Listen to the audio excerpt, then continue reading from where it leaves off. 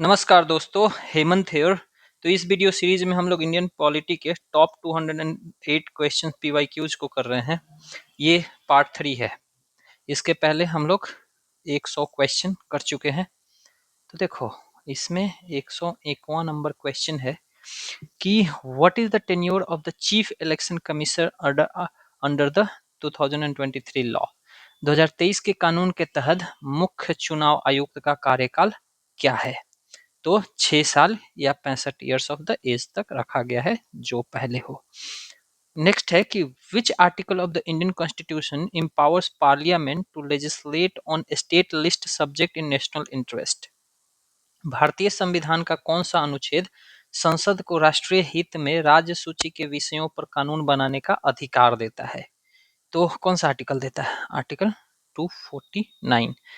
आप अगर चाहो तो इन सब आर्टिकल्स का डिटेल लिख सकते हो, अदरवाइज बताना कि 250 नंबर आर्टिकल में क्या कह रहा है। ठीक है। नेक्स्ट क्वेश्चन है कि विच out of the following acts replace the Indian penal code 1860। IPC आपको कौन रिप्लेस किया है? हाँ, निम्नलिखित में से किस अधिनियम ने भारतीय दंड संहिता 1860 का स्थान लिया है? तो कौन लिया है? भारतीय न्याय संहिता। ठीक है, दंड को न्याय में बदल दिया गया है। ठीक है। नेक्स्ट है कि chief ministers of all the states are ex officio members of the. सभी राज्यों के मुख्यमंत्री किसके पदेन सदस्य होते हैं? तो किसके होते हैं? नेशनल डेवलपमेंट काउंसिल, जिसको अब क्या कर दिया गया है? खत्म कर दिया गया है। ठीक है, नीति आयोग जब आया तो। ठीक है। नेक्स्ट है कि what is contained in the 10th schedule of the constitution. और आप देखोगे तो अब तक हम लोग 2 क्वेश्चन कर चुके हैं, जिसमें कि क्वेश्चन अप्रॉक्स सेम ही है, लेकिन डिफरेंट डिफरेंट तरीके से पूछा गया है। ठीक है। संविधान की 10वीं अनुसूचित में क्या निहित है? तो क्या निहित है? तो provisions regarding disqualification on the ground of defection. Basically defection है, तो डिफेक्शन से आप याद रखना, दल बदल के आधार पर अयोग्यता के संबंध में प्रावधान दिया हुआ है उसमें। ठीक है। द नेक्स्ट है कि the only instance when the president of India exercise his power of veto related to the. मतलब एकमात्र उदाहरण जब भारत के राष्ट्रपति ने अपनी वीटो शक्ति का प्रयोग किया था, वो किससे संबंधित था? तो आपको इसमें बताना है कि किससे संबंधित था। तो बेसिकली एक ही बार हुआ था, और Indian post office amendment bill के समय हुआ था, भारतीय डाकघर संशोधन विधेयक के समय। ठीक है। नेक्स्ट है कि which schedule of Indian constitution pertains to the administration and control of schedule areas and schedule tribes in state other than Assam, Meghalaya, Tripura, Mizoram. भारतीय संविधान की कौन सी अनुसूची असम, मेघालय, त्रिपुरा और मिजोरम के अलावा अन्य राज्यों में अनुसूचित क्षेत्रों और अनुसूचित जनजातियों के प्रशासन और नियंत्रण से संबंधित है? तो अगर आप देखोगे तो बेसिकली 5th शेड्यूल। ठीक है। आपसे मैंने पूछा था कि 6th शेड्यूल में क्या लिखा हुआ है। तो देखो, ये अदर देन जो बोल रहे हैं ना, असम, मेघालय, त्रिपुरा एंड मिजोरम, उसके लिए है 6th शेड्यूल। ठीक है। आप आंसर में लिखे होंगे तो कमेंट में, तो ठीक है, अदरवाइज बता दिया मैंने। ओके। नेक्स्ट है कि the national development council of India was established in which year. तो एनडीसी, नेशनल डेवलपमेंट काउंसिल, कब एस्टेब्लिश हुआ था? कब हुआ था? 1952 में हुआ था, और ये प्लानिंग कमीशन के साथ ही आया था। अब वैसे एबॉलिश किया जा चुका है। नेक्स्ट है कि which statement is not true about the president of India. भारत के राष्ट्रपति के बारे में कौन सा कथन सत्य नहीं है? तो ठीक है, मतलब आप पढ़ोगे emolument and allowances of president shall not be diminished during his term, सही है। ठीक है। ये देखोगे article 42 says there shall be a president of India. भाई साहब 42 डीपीएसपी है, कहाँ से? ठीक है, तो ये हमारा गलत हो जाता है। और ये कौन सा आर्टिकल कहता है? 52वां नंबर कहता है, तो कंफ्यूज मत करना। मतलब 52 कहता है वो। 52 कहता है कि 53 कहता है? आप बताना आप ऐसे बताना कि 52 में क्या है, 53 में क्या है एंड 54 में क्या है। आर्टिकल्स रिवाइज हो जाएगा बढ़िया से। ओके। नेक्स्ट है कि consider the following statements about NITI Aayog. NITI Aayog के बारे में निम्नलिखित कथनों पर विचार करना है, ठीक है, और उसमें से आपको ट्रू बताना है, ठीक है। तो देखो, NITI Aayog was established on 1 जनवरी 2018। यही गलत हो गया, 2015 में हुआ था। तो पहला हमारा सब में गलत हो जाएगा, ये गया, ये गया, देख रहे हो, एक स्टेटमेंट की वजह से क्वेश्चन सॉल्व हो गया, ठीक है। हाँ, फिर आप देखोगे तो it's full name is national institute for transforming India, तो सही है।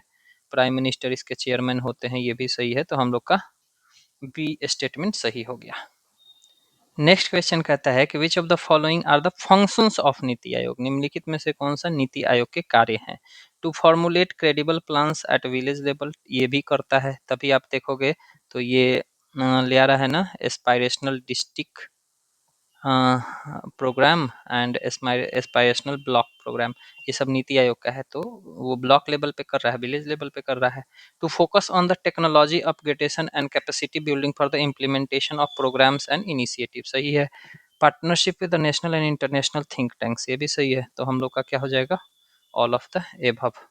ग्राम स्तर पर विश्वसनीय योजनाएं तैयार करना, कार्यक्रमों और पहलों के कार्यान्वयन के लिए प्रौद्योगिकी उन्नयन और क्षमता निर्माण पर ध्यान केंद्रित करना, राष्ट्रीय और अंतर्राष्ट्रीय थिंक टैंकों के साथ साझेदारी करना, ठीक है। नेक्स्ट है कि from which source did the Indian constitution borrow the provisions related to the election of Rajya Sabha. Rajya Sabha के भारतीय संविधान राज्यसभा सदस्यों के चुनाव से संबंधित प्रावधान किस स्रोत से लिए हैं, मतलब किस देश से लिए हैं, कह सकते हो आप। तो साउथ अफ्रीकन कॉन्स्टिट्यूशन से हम लोगों ने लिया है। आप बताना कि ब्रिटिश, मतलब एक दो लिखना, सारा नहीं लिखना। ब्रिटिश कॉन्स्टिट्यूशन से, कैनेडियन कॉन्स्टिट्यूशन से and government of India act से, दो दो तीनों का लिख दोगे तो आपको प्रॉपरली याद हो जाएगा। 113 नंबर है कि who among the following was not a member of the drafting committee of the constituent assembly. निम्नलिखित में से कौन संविधान सभा की प्रारूप समिति के सदस्य नहीं थे, ठीक है। तो आपको बताना है कि नहीं थे। तो देखो, सैयद अहमद सदातुल्लाह थे, एन गोपाला स्वामी अयंगर थे, और अल्लादी कृष्ण स्वामी अय्यर थे, टी कृष्णमाचारी थे। देखो यहाँ क्या लिखा है, वी कृष्णमाचारी, ठीक है। तो आपको याद रखना है टी कृष्णमाचारी। तो ये हम लोग का इनकरेक्ट हो जाता है, मतलब करेक्ट हो जाता है। In the first cabinet of independent India who held the portfolio of commerce. स्वतंत्र भारत के प्रथम मंत्रिमंडल में वाणिज्य विभाग किसके पास था। तो वाणिज्य विभाग आपको बताना है, तो भाभा के पास था, CH भाभा, ठीक है। नेक्स्ट है कि a citizen of Canada residing in India can not claim the right to. भारत में रहने वाला कनाडा कनाडा का नागरिक किस अधिकार का दावा नहीं कर सकता है, ठीक है। तो कौन नहीं कर सकता है, आपको इसीलिए मैंने बोला था कि आप बताना कि इंडियन सिटीजन को कौन कौन से स्पेशली आर्टिकल्स डेजिग्नेटेड हैं, ठीक है। 15, 16, 19, 29, 30। आप देखोगे तो ये freedom of speech and expression 19 में आता है, और ये सिर्फ इंडियन सिटीजन्स को है, ठीक है। वाक और अभिव्यक्ति की स्वतंत्रता। नेक्स्ट है कि which of the following articles was not inserted by the 42nd amendment 1946 में 76 में जो हुआ था। तो आपको बताना है कि कौन सा अनुच्छेद 1976 के 42वें संविधान से नहीं जोड़ा गया था। तो मैंने आपको बताया था शुरू में ही कि आप देखोगे तो 39 जोड़ा गया था, 39A, मतलब इसमें जोड़ा गया था, ठीक है। 38 पहले से ही था, ठीक है। ओके, ये सी छोड़ दो। The constitution of India confers the power of judicial review on, ठीक है। जुडिशियल रिव्यू का मतलब भारतीय संविधान किसे न्यायिक समीक्षा की शक्ति प्रदान करता है। तो किसे प्रदान करता है, supreme court and high court दोनों रिव्यू करते हैं, ठीक है। नेक्स्ट है कि the power to establish a common high court for 2 और more state is mentioned under which article of the constitution of India. 2 या 2 से अधिक के लिए एक सामान्य उच्च न्यायालय स्थापित करने का शक्ति का उल्लेख भारत के संविधान के किस अनुच्छेद के तहत किया गया है। तो आपको बताना है। तो देखो, ये 200 आर्टिकल 231 में है, ठीक है। Who among the following was elected unopposed to the position of vice president. देखो प्रेसिडेंट ऑफ इंडिया नहीं पूछ रहा है, ठीक है, वाइस प्रेसिडेंट पूछ रहा है, तो ध्यान रखना। भारत के उपराष्ट्रपति के पद पर निर्विरोध चुना जाने वाले कौन थे? तो कौन थे? बेसिकली मोहम्मद हिदायतुल्लाह। वैसे अब ये आ ही गया है, तो आप बता दो कि अनअपोज्ड प्रेसिडेंट कौन चुने गए थे, कमेंट में लिखना। वैसे ये हम लोग क्वेश्चन ऊपर में देखे थे एक जगह। Who among the following ranks lowest in the order of precedence in India. निम्नलिखित में से कौन भारतीय वरीयता क्रम में सबसे नीचे आता है? तो कौन से सबसे नीचे आते हैं? तो देखो, गवर्नर ऑफ ए स्टेट है, फॉर्मर प्रेसिडेंट है, डिप्टी प्राइम मिनिस्टर है, ये चीफ जस्टिस ऑफ इंडिया, इन तीनों से नीचे आते हैं। नेक्स्ट है कि the removal of the speaker of the Lok Sabha requires. Lok Sabha अध्यक्ष को हटाने के लिए किसकी आवश्यकता होती है? साधारण सिंपल मेजोरिटी नहीं, इफेक्टिव मेजोरिटी, इफेक्टिव हो सकती है, एब्सोल्यूट तो चाहिए नहीं, स्पेशल तो चाहिए नहीं, तो बेसिकली एक इफेक्टिव मेजोरिटी की जरूरत पड़ती है, ठीक है, जो 50% प्लस 1 होता है, ठीक है। नेक्स्ट है कि which of the following statement are correct? Calling attention motion is an Indian innovation. ये इंडियन इनोवेशन है? या calling attention motion is not mentioned in the rules of procedure, ठीक है। ध्यानाकर्षण प्रस्ताव एक भारतीय नवाचार है? या प्रक्रिया के नियमों में ध्यानाकर्षण प्रस्ताव का उल्लेख नहीं है, मतलब रूल्स एंड प्रोसीजर्स में कौन सा नहीं है? तो देखो एक्चुअली ये है और ये इंडियन इनोवेशन है, ठीक है, तो मतलब ओनली वन हो जाएगा, क्योंकि ये इंडियन इनोवेशन है, स्पेशली इंडिया में होता है, एंड ये नॉट मेंशन बोल रहा है तो मेंशनड है बेसिकली।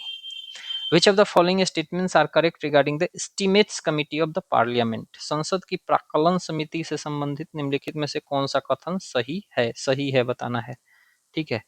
तो देखो, the estimates committee was constituted on the recommendation of John Mathai committee, ठीक है। The Rajya Sabha has no representation in this committee, तो बिल्कुल दो सही है दोनों स्टेटमेंट, क्योंकि इसमें सिर्फ लोकसभा के होते हैं। आप बताना कि एस्टिमेट्स कमेटी में टोटल मेंबर्स कितने होते हैं, ठीक है, total members. The constitution of India confers special provisions for the Manipur under which article, ठीक है। भारत का संविधान किस अनुच्छेद के तहत मणिपुर के लिए एक विशेष प्रावधान प्रदान करता है? तो कौन सा आर्टिकल है? बेसिकली आपको 371 सी में है मणिपुर। अब फिर ये बताना कि ए में कौन है, बी में कौन है, डी में कौन है, ठीक है। Which of the following is the correct chronological sequence of the committee related to local governance?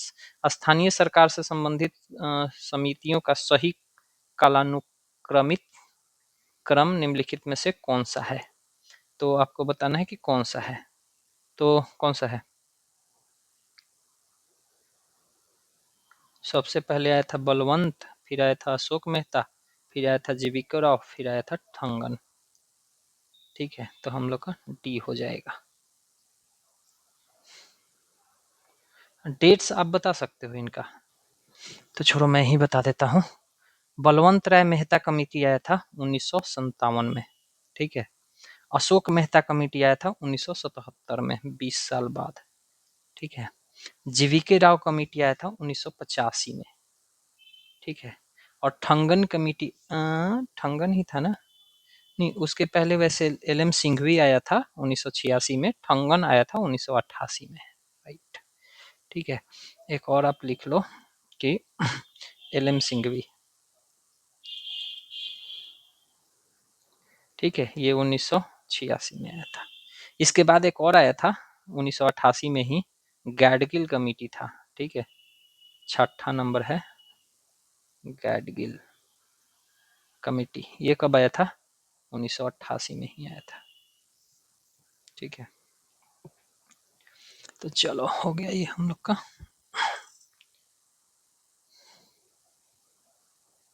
ठीक है, नेक्स्ट है व्हाट वाज इफ इस effectively the percentage of the electorate of the adult population of India that could only participate in the election of the members of constituent assembly.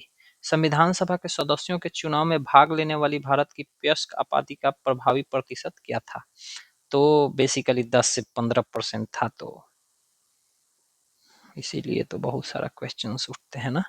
The validity of the order of government of India on off 13th August 1990 for the reservation of socially and educationally backward class was decided in which of the following years? ठीक है, सामाजिक और शैक्षिक रूप से पिछड़े वर्गों के लिए आरक्षण हेतु भारत सरकार के 13 अगस्त 1990 के आदेश की वैधता निम्नलिखित में से किस वर्ष किया गया था? तो आपको पता होगा 1992 में किया गया था। ये बताओ कि ये केस कौन सा था, मतलब किस केस में इसको वो किया गया था? क्वेश्चन समझ रहे हो ना आप? या फिर सिंपली ये समझ लेना कि 1992 में सुप्रीम कोर्ट के किस वर्डिक्ट के तहत SEBC को वैलिडिटी मिली थी। मैं बता देता, लेकिन ठीक है, थोड़ा आप बताओगे तो ज़्यादा आपके माइंड पे इम्पैक्ट पड़ेगा। ओके, हाँ, मैच लिस्ट 1 और लिस्ट 2 करना है, सेलेक्ट द करेक्ट आंसर है। ठीक है, तो करेक्ट आंसर बताना है। Special marriage act, dowry prohibition act, equal remuneration act, या फिर incidence of representation of women act, ये कब कब आया हुआ है आपको ईयर बताना है। तो देखो, स्पेशल मैरिज एक्ट आया था 1954 में। ठीक है, फिर डॉरी प्रोहिबिशन एक्ट आया था 1961 में, इक्वल रिमनरेशन एक्ट आया था 1976 में, और Indian presentation of women act आया था, बच कौन गया, 1986 में। तो ये लाइन ही से है, याद रखना, मिलाओगे तो ए ऑप्शन हो जाएगा। ठीक है, नेक्स्ट है कि which of the following basic values was accepted by all leaders much before the constituent assembly met to deliberate on the constitution of India. संविधान सभा के भारत के संविधान पर विचार विमर्श करने के लिए मिलने से पहले बहुत ही सभी नेताओं द्वारा निम्नलिखित में से कौन सा मूल्य स्वीकार कर लिया गया था?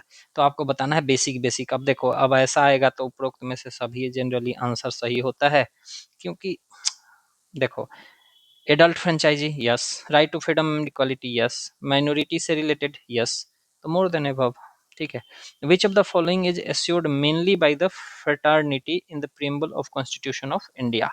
भारत के संविधान की प्रस्तावना में बंधुत्व द्वारा मुख्य रूप से निम्नलिखित में से क्या आश्वासन दिया गया है? तो क्या आश्वासन दिया गया है? The dignity of the individual, ठीक है, unity and integrity of the nation, ये भी ठीक है, and the justice liberty and equality, ये छोड़ दो, तो ये दोनों तो दिया ही हुआ है ना, क्योंकि प्रियम्बल आपको याद होगा, तो उसमें लिखा हुआ है ना कि fraternity assuring the dignity of individual and unity and integrity of the nation, तो वो तो लाइन ही में लिखा हुआ है। ठीक है, तो हम लोग का क्या हो जाएगा, मोर देन एबव। ठीक है, नेक्स्ट है which of the following categories of fundamental right incorporates of abolition of untouchability, निम्नलिखित में से किस मौलिक अधिकार श्रेणी में अस्पृश्यता का उन्मूलन शामिल है? तो किस में शामिल है? हाँ, सी हो जाएगा ना, बिल्कुल, राइट टू इक्वालिटी में आता है। वैसे देखोगे तो फ्रीडम में तो नहीं आएगा, लेकिन धर्म में थोड़ा बहुत आ सकता है, बट छोड़ दो, स्पेशली मेंशन्ड है। Which act was pass to empower its citizens to question the government about its function, नागरिकों को सरकार के कार्यों के बारे में सवाल करने का अधिकार देने के लिए कौन सा अधिनियम पारित किया गया था? तो कौन सा अधिनियम पारित किया गया था? RTI act, right to information act. Next है कि the constitution of India was borrowed from, preamble किससे आया था? तो अब ये भारत के संविधान की प्रस्तावना किस देश से आई थी? तो यूएस है क्या? नहीं है, तो जहां भी यूएसए होगा वही है। अब इसमें नहीं है तो none of the above answer होगा। ठीक है, the states having largest number of Lok Sabha constituencies in ascending order, ascending order में बताना है कि लोकसभा में निर्वाचन क्षेत्रों की अधिक संख्या वाले राज्य आरोही क्रम में है। ठीक है, तो असेंडिंग मतलब कह रहा है तो बढ़ते क्रम में होना चाहिए था। ठीक है, अब उत्तर प्रदेश में सबसे ज़्यादा है तो हम सबसे आगे क्यों रखें? अब बताओ कि बिहार में टोटल कितना है? 16। यूपी में कितना है? 40 के आस 40 है। तो ये तो गलत हो गया, तो हम लोग का ई हो जाएगा। ठीक है। ओके, नेक्स्ट है कि why democracy is a better form of government? लोकतंत्र सरकार का एक बेहतर रूप क्यों है? अब वो सब जो आपके दिमाग में आ रहा है वो सब मत बोलना, ठीक है? ऑप्शन कुछ दिया हुआ। Democracy is the worst form of government. चलो ये बेस्ट फॉर्म है, ठीक है। तो इट इज मोर अकाउंटेबल, ठीक है, अकाउंटेबल है, यह अधिक जवाबदेह है। It has improved quality of decision making, सही बात है।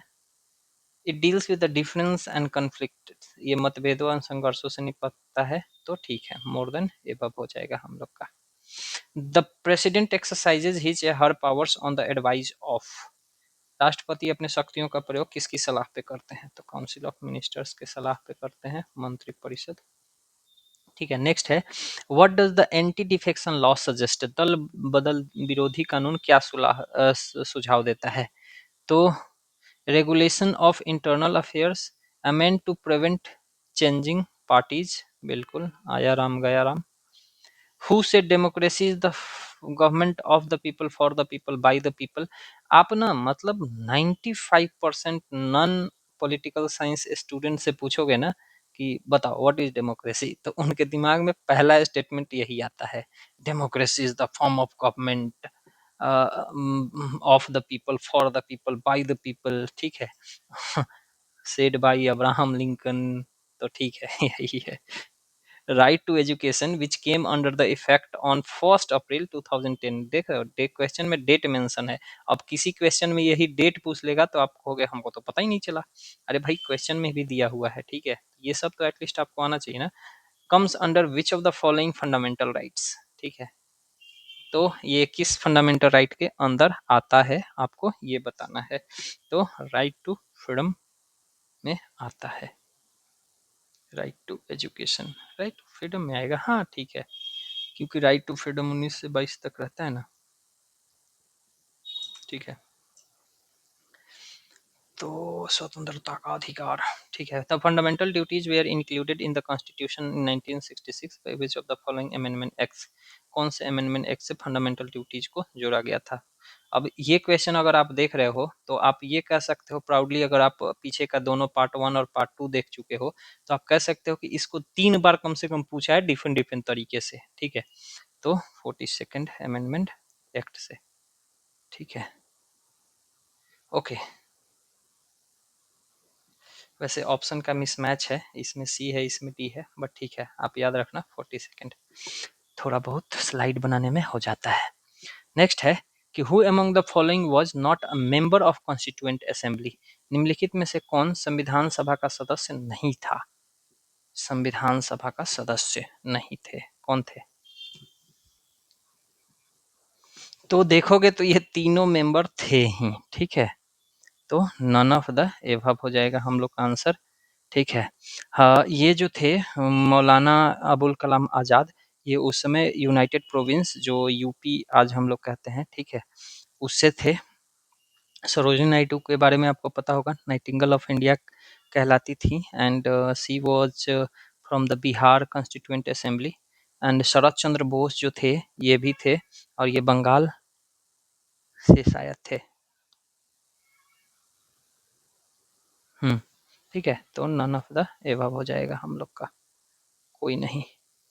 Which of the following are incorrect about money bills? Money bills के बारे में इनकरेक्ट हम लोग को बताना है। तो it is related to financial matters, ठीक है। It can be introduce in Lok Sabha only, it can be introduce in the Rajya Sabha only. देखो अब ये राज्यसभा जहाँ आया, ठीक है, ये तो क्वेश्चन थोड़ा सा ट्रिकी है।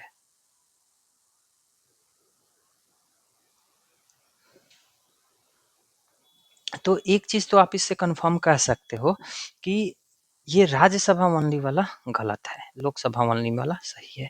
तो हमको 3 वाला छांटना है, तो देखो यहाँ भी 3 है, यहाँ भी 3 है, यहाँ भी 3 है, ठीक है। ये more than one of the above, तो ये भी गलत ही हो जाएगा, तो हम लोग का सही आंसर क्या हो जाएगा? नन ऑफ द अबव, उपयुक्त में से कोई नहीं। ठीक है। आर्टिकल 110 के अंतर्गत इसको इंट्रोड्यूस करा जाता है, बाद बाकी सब स्टेटमेंट ठीक है। तो supreme court of India came into existence on, आपको बताना है कि supreme court of India, Bharat का सर्वोच्च न्यायालय अस्तित्व में आया था, कब आया था? तो देखोगे तो सारा ऑप्शन आपको उलझाने के लिए दिया हुआ है। 26 जनवरी 1950 को आया था, कोई नहीं है, ठीक है, तो नन ऑफ द एबव। देख रहे हो, बीपीएससी खूब क्वेश्चंस पूछता है उलझाने के लिए।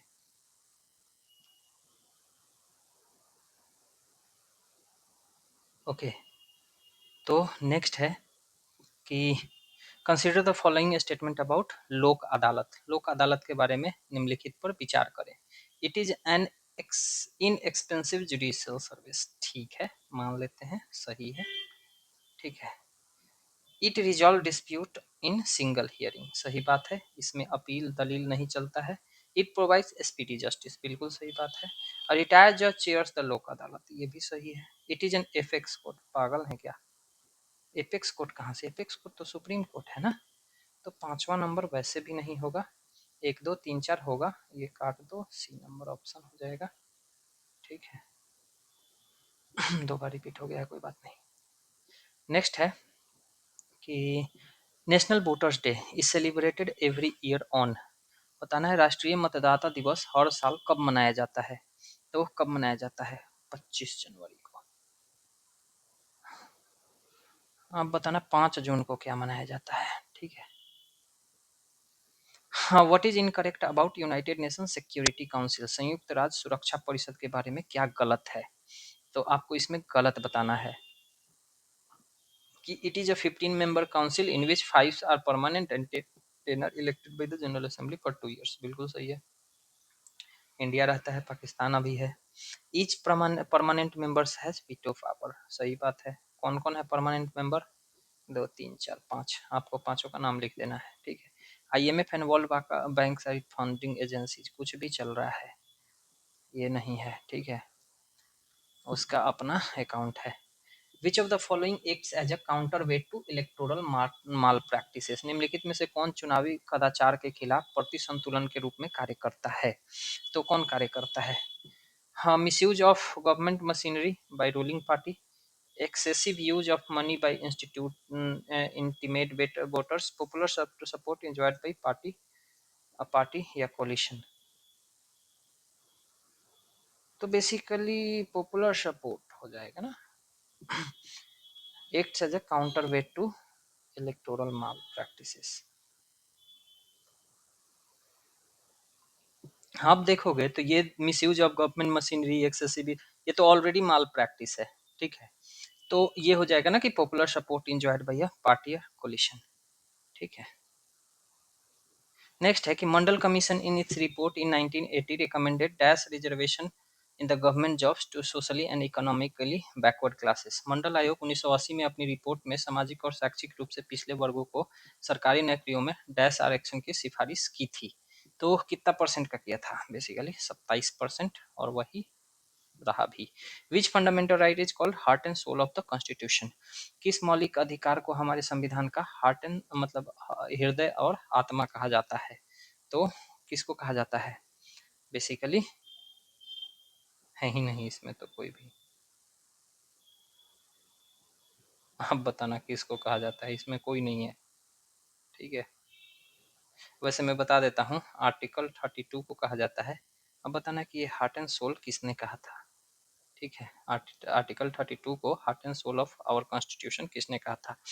नेक्स्ट है कि which right is specific to minorities, कौन सा अधिकार अल्पसंख्यकों के लिए विशिष्ट है?